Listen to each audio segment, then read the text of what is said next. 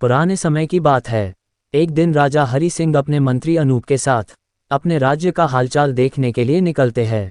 वो देखते हैं कि एक किसान रामू पथरीली और उबड़ खाबड़ वाली जमीन पर गहरी नींद से सो रहा था। उस रामू किसान को देखकर राजा हरि सिंह अपने मंत्री अनूप से कहते हैं कि जरा इसे देखो, ये बेचारा इस असुविधापूर्ण स्थिति में भी कितनी शांति से सो रहा है, और एक हम है जो कि इतनी अच्छी सुविधाएं के बावजूद भी अगर थोड़ी भी अड़चन आई तो ठीक से सो नहीं पाते हैं।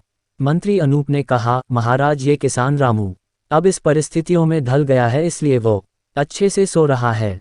मनुष्य का शरीर बहुत ही कठोर होता है, उसे जैसी व्यवस्था मिलती है वैसा ही वो अपने आप को उन परिस्थितियों में ढाल देता है। राजा हरि सिंह ने अपने मंत्री से कहा कि मुझे ये बात सच नहीं लगती है। राजा हरि सिंह ने कहा कि हमें इसकी परीक्षा लेनी होगी। उस रामू किसान की परीक्षा लेने के लिए वो उसे अपने साथ राजमहल में ले जाते हैं। यहाँ पर राजमहल में उसके लिए हर तरह की सुख सुविधा की व्यवस्था की जाती है। उस किसान को बहुत ही अच्छा नर्म बिस्तर सोने के लिए देते हैं।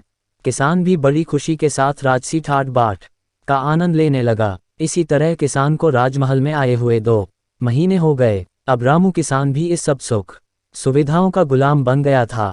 उसी बीच एक दिन मंत्री अनूप ने चुपके से किसान के बिस्तर में कुछ पत्ते और तिनके रख दिए।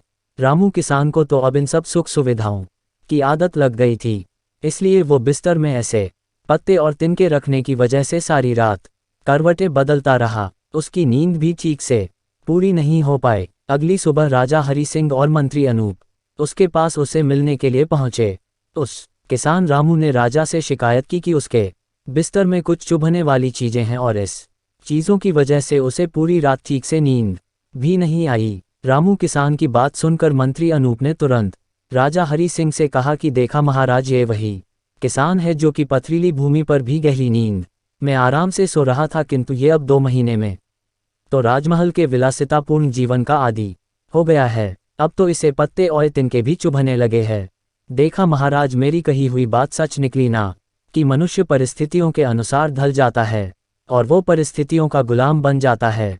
राजा ने अपने मंत्री से कहा, हाँ, तुमने मुझे उस दिन सच बताया था। इंसान वाकई परिस्थितियों का गुलाम होता है। मॉरल, हमें अपने शरीर को ज़्यादा सुख सुविधाओं का आदी नहीं बनाना चाहिए, क्योंकि हम वैसे ही बन है जैसा हमने अपने आप को बनाया होता है। अगर हमें ज़रूरत से ज़्यादा सुख सुविधाएं मिल जाती है तो हम कभी भी उन सुख सुविधाएं वाली परिस्थितियों के बिना रह नहीं पाते हैं।